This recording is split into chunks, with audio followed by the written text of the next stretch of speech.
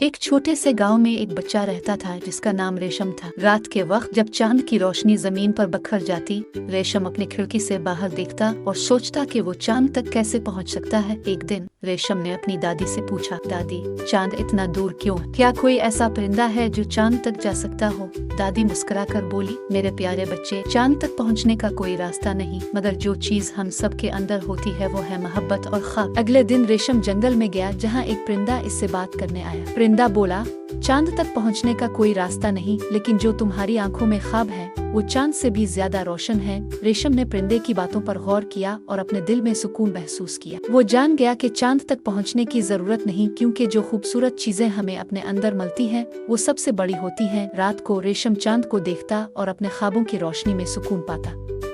इसने समझा कि जो चीज वो तलाश कर रहा था वो हमेशा उसके अंदर थी, मोहब्बत, ख्वाब और अंदरूनी सुकून। अब रेशम हर रात चांद को देखता और मुस्कुराता। वो जानता था कि चांद का रास्ता इसके दिल में है और वो हमेशा उसकी रोशनी में रह सकेगा।